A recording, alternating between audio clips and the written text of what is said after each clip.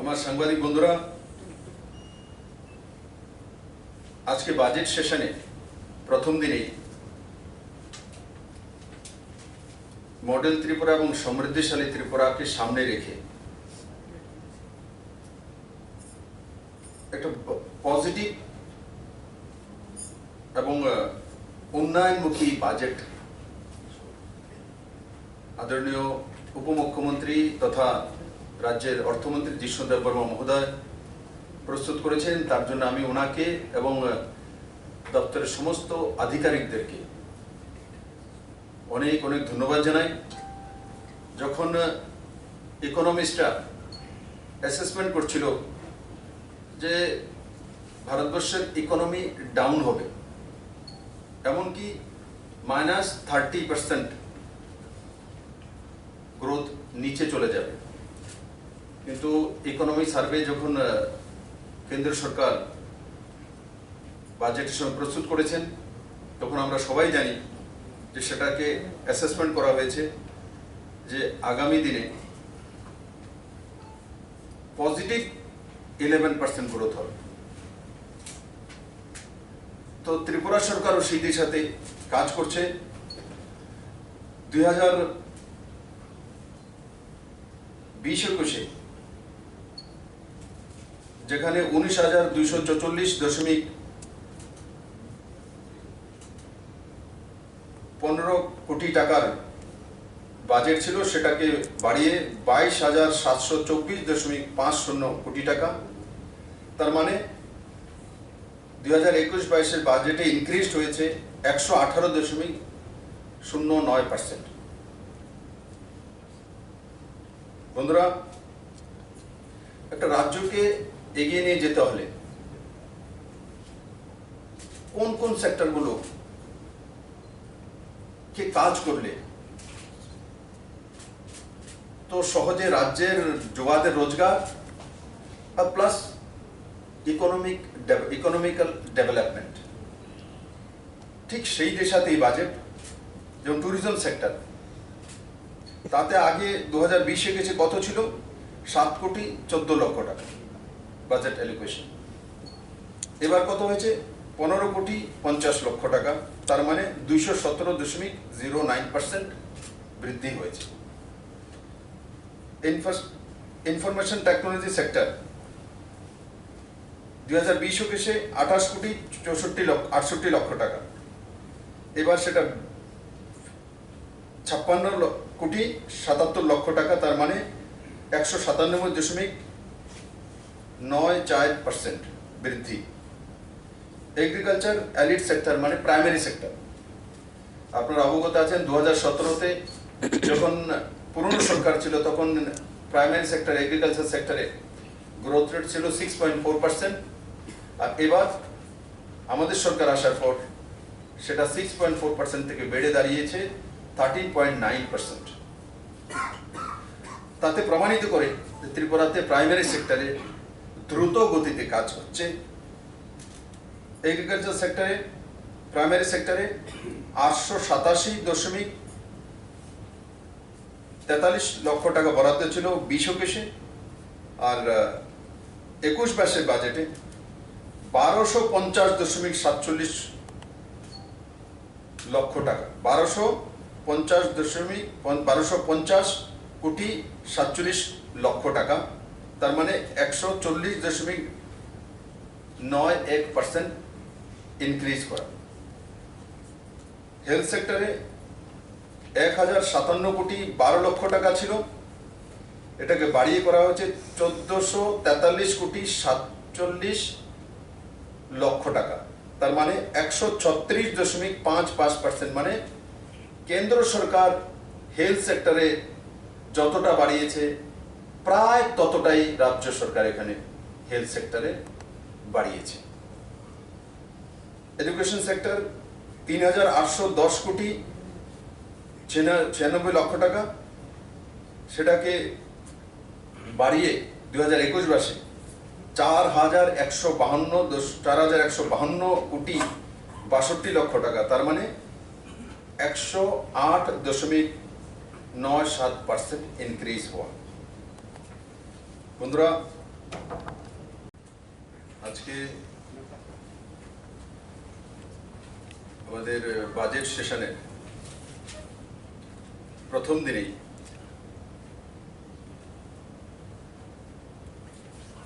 আদরণীয় উপমুখ্যমন্ত্রী তথা রাজ্যের অর্থমন্ত্রী জিষ্ণু দেববর্মা মহোদয় যে বাজেট পেশ করেছেন, একটা ডেভেলপমুখী সরকারের রূপরেখা কিভাবে তৈরি হয় তার লেখাজোকা উনি অতি সুন্দর এবং সুব্যবস্থিতভাবে মডেল ত্রিপুরা এবং সমৃদ্ধিশালী ত্রিপুরার মন্ত্রকে সামনে রেখে সেই বাজেটকে আজকে পবিত্র হাউসে প্রস্তুত করেছেন। আমি তার জন্য আদরণীয় উপমুখ্যমন্ত্রী জিষ্ণু দেববর্মা এবং ফাইন্যান্স ডিপার্টমেন্টের সমস্ত আধিকারিকদের অনেক অনেক ধন্যবাদ জানাই। বন্ধুরা, এই বাজেটের যে মূল বিষয়, আমাদের সামনে করোনাকাল, বিভিন্ন ইকোনমিস্টদের অ্যাসেসমেন্ট যে ভারতবর্ষের ইকোনমি গ্রোথ রেট -30-তে চলে যাবে, কিন্তু আমরা কেন্দ্র সরকারও দেখেছি যে ইকোনমি সার্ভে যেটা এসছে, যেটাকে অনুমান করা হয়েছে যে 11.5% গ্রোথ, পজিটিভ গ্রোথের কথা, অথচ অ্যাসেসমেন্ট করা হচ্ছিল -30-তে চলে যাবে। তো যেমন কেন্দ্র সরকার জনমুখী বাজেট প্রস্তুত করেছে, রাজ্য সরকারও সেই দিশাতে সুন্দর একটা পজিটিভ বাজেট আজকে পেশ করেছে। এই বাজেটে অতিরিক্ত কর নেই জনতার উপরে, নতুন কোনো কর বসানো হয়নি, ট্যাক্স নেই।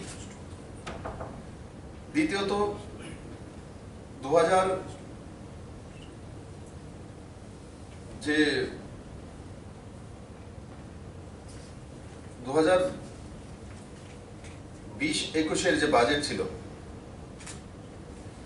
সেটাতে 19,244.15 crore, আর এবার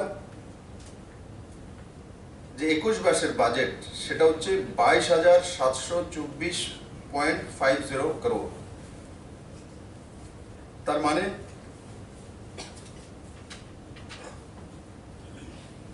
2021-22 যে বাজেট ছিল তার চাইতে 118.09% বাজেট বরাদ্দ বাড়ানো হয়েছে, 1-2% না, 118.09%। তার সঙ্গে সঙ্গে সেক্টরগুলি দেখে কোন কোন সেক্টরে is of business or ease of living, এই দুই প্যারামিটার মধ্যে দাঁড়িয়ে বাজেট প্রস্তুত করা হয়েছে। যেমন ট্যুরিজম এমন একটা সেক্টর খুব সহজে ব্যক্তিকে রোজগার দেয়। তো ট্যুরিজম সেক্টরে অ্যালোকেশন ছিল 2020-21 কত, যেটা 7.14% টোটাল বাজেটে, 7.14%। এখন কত হয়েছে, 15.50%। তার মানে 217.09% ইনক্রিজ হয়েছে। ইনফরমেশন টেকনোলজি সেক্টর 2020-21 28.68%, এখন হয়েছে 56.77%। তার মানে ইনক্রিজ হয়েছে 197.94%, 94%, মানে 198%। ছাড়ে যাওয়ার মতো কেরলের কাছে যে ভূমি আছে ভৌগোলিকভাবে ওইভাবে আমাদের কাছে নেই, ঠিক। তার জন্য প্লান্টেশনে আমরা কত হেক্টর করব, কারণ আমাদের জমি কম, কেরলের কাছে যে জমি আছে আমাদের কাছে নেই।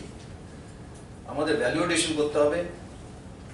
এখন আমরা যেমন 30,000 হেক্টর জমিতে আগামী 5 বছরে আমরা রাবার প্লান্টেশন করব।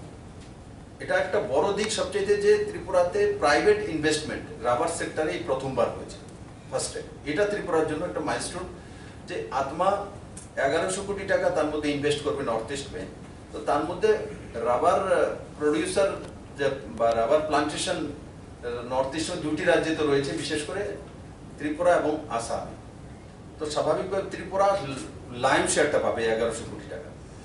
তো তার মধ্যে ভ্যালু এডিশনের জন্য 100 কোটি টাকা আছে তার মধ্যে ভ্যালু এডিশন করার জন্য, যেটা এখন আমাদের কাছে রাবার শিট আছে বা রাবার হয়, তাকে কিভাবে ভ্যালু এডিশন করা যায়, স্মোক হাউস নির্মাণ, যারা রাবার যে ট্যাপিং করে তাদের ট্রেনিং দিয়ে সেটা ব্যবস্থা করা। বৃষ্টির সময় এখানে ট্যাপিং হয় না 3 মাস, কেরালাতে বৃষ্টির সময় ট্যাপিং হয় কেন? ক্যাপ লাগিয়ে দেওয়া হয়। তো ক্যাপ লাগানো, এই 3 মাস আমরাও তো এখানে প্রডিউস করতে পারি। তো সেই দিশাতে আত্মা ইনভেস্টমেন্ট করবে আরো 100 কোটি টাকা ভ্যালু এডিশন, কারণ সেটাতে ভ্যালু এডিশন করলে সঙ্গে সঙ্গে প্রোডাকশন বাড়বে, সঙ্গে সঙ্গে রেজাল্ট চলে আসবে। আর যেটা প্লান্টেশন, এটা আফটার 7 ইয়ার 8 ইয়ার্স দেন আপনার কাছে রোজগার আসবে, তার আগে নয়। কিন্তু সেটাও দোনোটা, একদিকে ভ্যালু এডিশন আর আরেকদিকে নিউ প্লান্টেশন, দুটোটা এক যুগে যখন চলে তখন গ্রোথ বাড়ে। আর তার মধ্যে সবচেয়ে সুবিধা হচ্ছে যে তার মধ্যে যারাই প্লান্টেশন করবে প্রাইভেটলি, তো তাদের শুধু পরবর্তী সময়ে 7 বছর বা 8 বছর পরে যখন রাবার যে ম্যানুফ্যাকচারিং মানে তার মধ্যে কস্ট বেরোনো শুরু হবে, তখন গিয়ে সে ব্যাংকের কিস্তি দেওয়া শুরু করবে। তার আগে তার কাছ থেকে কিস্তি নেওয়া হবে না। আর পুরো লোনটাই ইন্টারেস্ট ফ্রি, ইন্টারেস্টও আত্মাই দেবে। তো এই ধরনের স্কিম কখনো ত্রিপুরা আসেনি। তো আজকে বাজেটের মাধ্যমে এই স্কিমটা সামনে রাখা হয়েছে।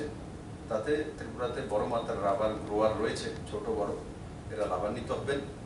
এবং ত্রিপুরা সরকার এসইজেড এর মধ্যে কিভাবে রাবার রিলেটেড ইন্ডাস্ট্রি গ্রো করা যায় সেই বিষয়ে বিভিন্ন প্রাইভেট কোম্পানির সঙ্গে আলোচনা করছেন। আমি আশা করি কম সময়ে কোনো না কোনো রেজাল্ট এখানে দেখা যাবে, কারণ আমাদের কাছে চিটাগাং পোর্ট খুলে গেছে। আইটিতে তার জন্য আইটি হাব আছে আমাদের। আমরা আইটি হাব মানে তৈরি করছি পুরনো জেলখানাতে। স্বাভাবিক, আপনি বুঝতে পারেন আইটি হাব যখন করছি সেখানে ইনভেস্টমেন্ট করতে হবে। তার মধ্যে বড় বড় যে আইটি সেক্টর কোম্পানিগুলি, সেগুলোকে তো আমরা স্পেস দেব, কিন্তু আমরা নিজেরাও সরকারের পক্ষ থেকে, দেখুন আইটি এমন একটা সেক্টর, যেমন ত্রিপুরাতে 175টা সার্ভিস এখন অনলাইন হয়ে গেছে, 36টা ডিপার্টমেন্ট অনলাইন হয়ে গেছে। তারপরে জাগ্রত ত্রিপুরা সাইট আমরা লাগু করে দিয়েছি। তো এগুলো করার পরে আপনারা নিশ্চিত দেখেছেন, ইপিডি সিস্টেম হোক, ই চালান হোক, ই ড্যাশবোর্ড হোক, ই বাহন হোক, এইগুলো করার পর ত্রিপুরার ইকোনমিতে ট্যাক্স রেভিনিউ কালেকশনে ডিফারেন্সেস এসছে। এগুলো আইটির জন্য হচ্ছে। তো আইটি সেক্টরে যত ইনভেস্ট করব তত ত্রিপুরার ইকোনমিক গ্রোথ হবে। তো আমরা এই বাজেটে সেটাই বললাম, আমরা ওই জায়গাগুলিতেই ইনভেস্ট করেছি বেশি, বাজেট বাড়িয়েছি যেই সেক্টরগুলোর মধ্যে বাজেট বাড়ালে ত্রিপুরার সাধারণ মানুষের উপকার, আমাদের ইনকাম বাড়ে। তো তার জন্য প্রাইমারি সেক্টর হোক, আইটি সেক্টর হোক, এডুকেশন সেক্টরে তো করতে হবে। তার জন্য এডুকেশন সেক্টরে আপনি যদি ডেভেলপ না করেন, তো তাহলে আপনি আইটি সেক্টরে কাজ করার জন্য তো এডুকেশন থেকে আসবে। আপনি যে ফাউন্ডেশনই না থেকে আপনার কাছে এডুকেশন সেক্টরে যদি আপনি ঢেলে না সাজান, তার মধ্যে যদি কৃপণতা করেন, তাহলে তো আপনার আইটিতে আসার জন্য লোক পাবেন না। আগে এডুকেশনের ফাউন্ডেশন, দেন আইটিতে। কেউ ক্লাস 1 থেকে আইটিতে গিয়ে অ্যাডমিশন নেবে না। তো তার জন্য আমরা দেখেছি বাজারের মধ্যে হেলথ এবং এডুকেশনের মধ্যে বড় মাত্রায় বাড়ানো, জাম্প করা হয়েছে হেলথ এবং এডুকেশনে। 15 দেখুন কোথায় 6 কোটি 20 লক্ষ আর কোথায় 100 কোটি টাকার বিজনেস। তো সরকার ওই দিশাতে কাজ করছে, আর এই বাজেটে সেটা প্রতিফলিত হয়েছে।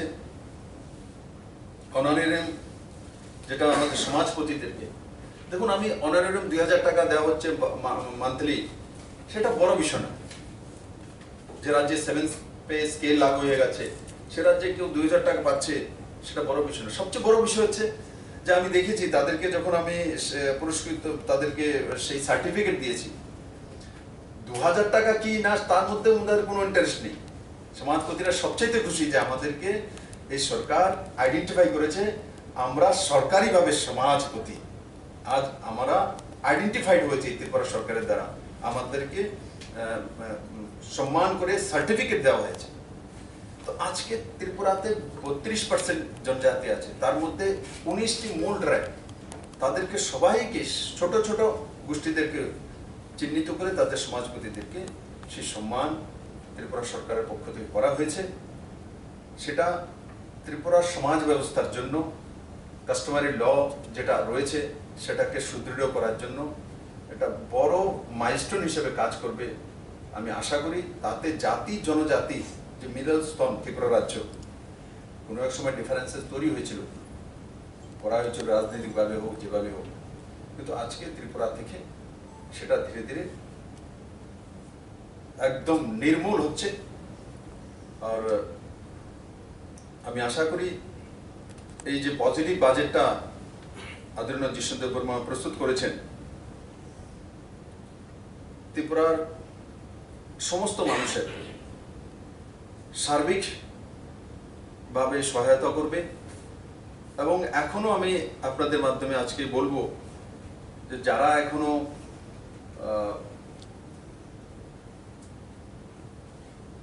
যে মূল ধারাতে আসেননি, জেহাদি মানসিকতা রয়েছে, এক্সট্রিমিস্ট রয়ে গেছে, এক্কা দুক্কা রয়েছে, সরকারের সামনে সারেন্ডার করে দেওয়া, আর সরকার যেভাবে কাজ করছে নিজের পরিবারকে নিয়ে সেই দিশাতে ডেভেলপমেন্টকে নিজেকেও ঝুঁকে দেওয়া। তো আমি আশা করি জাতি জনজাতির মিলনস্থল ত্রিপুরা রাজ্যে আজকের যে বাজেট প্রস্তুত হয়েছে, তার মধ্যে আরেকটা বিষয় হচ্ছে ত্রিপুরার অনেক দিনের ডিমান্ড ছিল যে আমরা মুম্বাইতে যখন চিকিৎসার জন্য যাই ক্যান্সার ইনস্টিটিউশনে, থাকার ব্যবস্থা, কারণ ক্যান্সার ইলাজ তার জন্য চিকিৎসা করার জন্য লম্বা সময় থাকতো, 1 মাস 1.5 মাস, হোটেলে কিভাবে থাকবে, কত খরচা করবে। তো আজকে সরকার মহারাষ্ট্র গভর্নমেন্ট থেকে একটা ভূমি ব্যবস্থা করেছে। আমি আশা করি কম সময়ের মধ্যে কনস্ট্রাকশন তৈরি হবে। ও ত্রিপুরা থেকে যারা সেই হসপিটালে যাবে, তো সেখানে সেই ত্রিপুরা ভবনে থাকার ব্যবস্থা হবে। সেটা বহুদিনের একটা ত্রিপুরাবাসীর যে ডিমান্ড ছিল, তার আজকে অবসান হয়েছে। আর এবার যেটা আরেকটা লক্ষণীয় বিষয়, ত্রিপুরাতে আমরা কল্পনা করিনি যে সেন্ট্রালাইজড অফিস হবে। এমনিতে মনে হয় যে এটা কি, আবার সেন্ট্রালাইজড একটা বিল্ডিং হবে, তার মধ্যে অনেকটা বড় দিক রয়েছে। কারণ সেন্ট্রালাইজড একটা জায়গায় যখন 100 কোটি টাকা খরচা করে বিল্ডিং তৈরি করা হবে, তার মধ্যে সমস্ত দপ্তরগুলি যখন থাকবে, তখন মানুষের যে হয়রানি হতো, একবার অভয়নগরে যাব, একবার আরকে নগরে যাব, একবার সেক্রেটারিয়েটে আসবো, একবার ওখানে জিবির নন্দননগরে যাব, এই সমস্ত কিছুর সমাধান হবে। আপনি দেখুন একটা মানুষকে কত হয়রানি হতে হয়, বিভিন্ন জায়গায় অফিসগুলো, ট্রান্সপোর্টেশন কস্ট কত লাগে, কত খরচা হয়, টাইম কতটা লাগে। এখন যখন সেন্ট্রালাইজড একটা জায়গায় সমস্ত অফিসগুলো চলে আসবে, তো যে কোনো ব্যক্তি সেই অফিসের যারা কাজ করেন তাদের জন্য সুবিধা, আর যারা সেই অফিসে কাজ নেওয়ার জন্য আসেন তাদের জন্য সুবিধা। কারণ এক বিল্ডিংয়ে যাবেন তো এক জায়গা থেকে সমস্ত কাজ হয়ে যাবে। না হলে আমরা কি হয়, ছোট্ট একটা কাজ করার জন্য পুরো দিন চলে যায়, এখানে একবার যাবো 10 কিলোমিটার, ওখান থেকে ব্যাক করে আসবো 15 কিলোমিটার, এখানে আসবো 7 কিলোমিটার। তো সেই দিকটাকে সামনে রেখে এই সরকার সিদ্ধান্ত করেছে সেন্ট্রালাইজড অফিসগুলো একসঙ্গে আগরতলাতে প্রথম আমরা স্টার্ট করব, ধীরে ধীরে বিভিন্ন ডিস্ট্রিক্টও আমরা সেই দিশাতে নিয়ে যাব। তো কুল মিলিয়ে বাজেটের মধ্যে সেটাই মূল বিন্দুগুলো ছিল, আমি আপনাদের তুলে ধরেছি।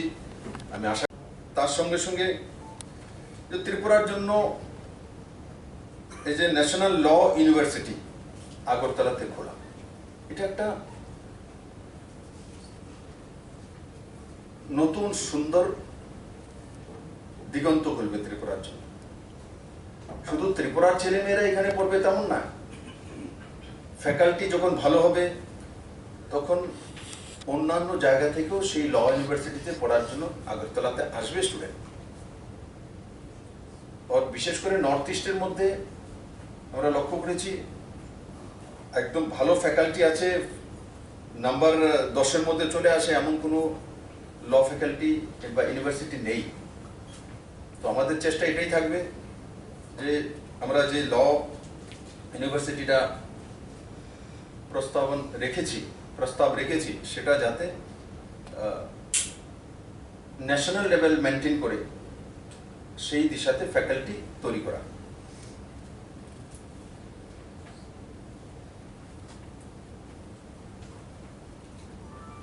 বন্ধুরা, তার সঙ্গে সঙ্গে যে ট্রাইবাল কালচার এবং মিউজিক তাকে ডেভেলপ করার জন্য বাজেট বরাদ্দ করা, সেটা এই বাজেটের একটা নতুন দিক। Chief minister model village scheme 13 কোটি টাকার উপর খরচা করে সেই এক একটা অ্যাসেম্বলির মধ্যে যেই গ্রামগুলো সুবিধা অসুবিধা বেশি বা কম রয়েছে, সুবিধাগুলো কম রয়েছে, তো তাদেরকে চিহ্নিত করে বিধায়কদের মাধ্যমে সেই গ্রামগুলিকে স্ট্রেংথেনিং করা, তার জন্য অতিরিক্ত বরাদ্দ করা। তো সেটা কমসে কম আমাদের 60টি বিধানসভা রয়েছে, তো 60টি গ্রাম মডেল ভিলেজ হয়ে আমাদের সামনে দাঁড়াবে। চিফ মিনিস্টার স্বনির্ভর পরিবার যোজনা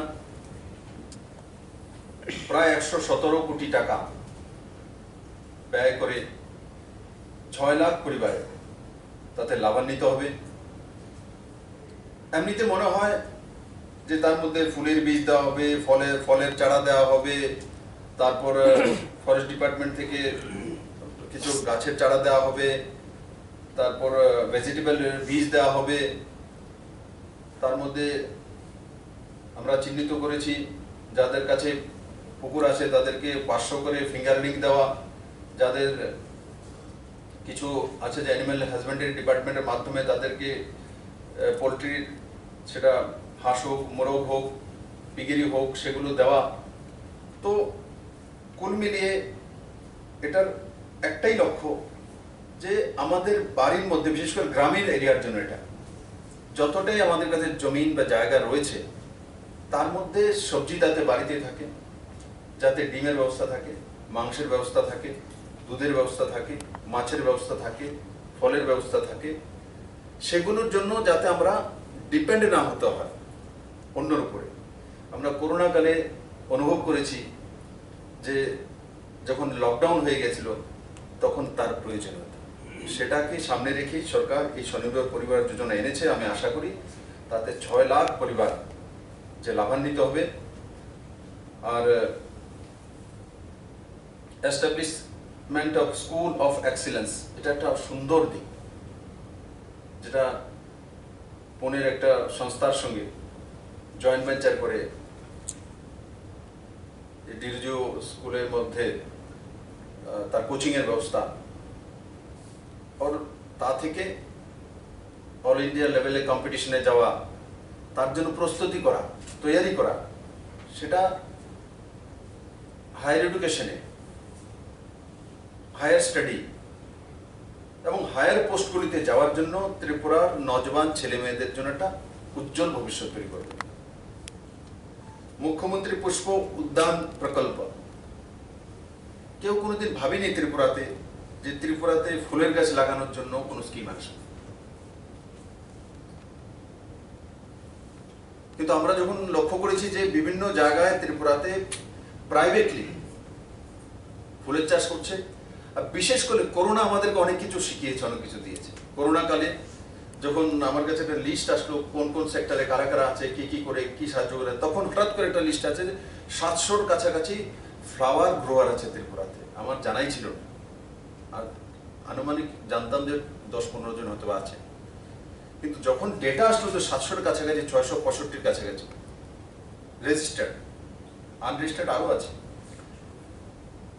তখন আমরা ঠিক আছে করোনা কালে সহায়তা করেছি, কিন্তু তখনই যে এরা কত টাকা রোজগার করে, তাদেরকে কি সাহায্য করতে হবে, আমরা স্পেশালি তাদেরকে 1000 টাকা সাহায্য, ওদেরকে 2000 টাকা করে করেছি। কারণ কি, টোটালি কলাপস হয়ে যাবে না, কারণ এদের ফুল বিক্রি হবে না, আর এরা বসে গেলে লোকসান হবে। তখন যখন আমরা দেখলাম যে তার টার্নওভার কত টাকা বিক্রি করে এরা অফিসিয়ালি, তখন দেখলাম 6,20,00,000 টাকা।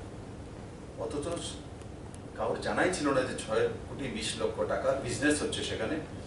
আমরা সেটাকে মুখ্যমন্ত্রী পুষ্প উদ্যান প্রকল্পের মাধ্যমে আগামী 3 বছরের মধ্যে আমরা টার্গেট করেছি যে সেটাকে 100 কোটি টাকার বিজনেস তৈরি করব।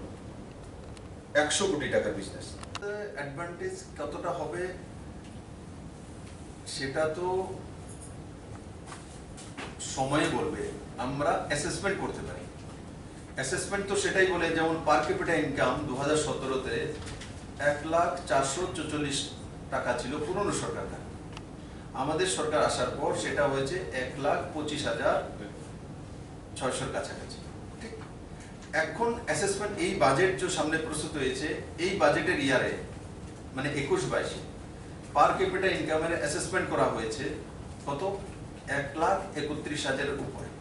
তাহলে প্রমাণিত করে যে এই বাজেটের পরে মানুষের পার ক্যাপিটা ইনকাম বাড়বে। 1,31,000 বোঝা মানে 1,00,000 ছিল 1,04,000-এর কাছাকাছি, মানে তার থেকে 31 মানে 30%-এর কাছাকাছি বাড়ছে। এখন কত বেড়েছে, 25%। তো এই বাজেটের পরে যেটা অ্যাসেসমেন্ট করা হচ্ছে যে 6% আরো বাড়বে। ठीक है, ये टोटल कितना आया था? 19,850 for 5 years. 19,850 crores. Just 5 years. आपके Next 5 years. या क्यों नहीं, मैंने देख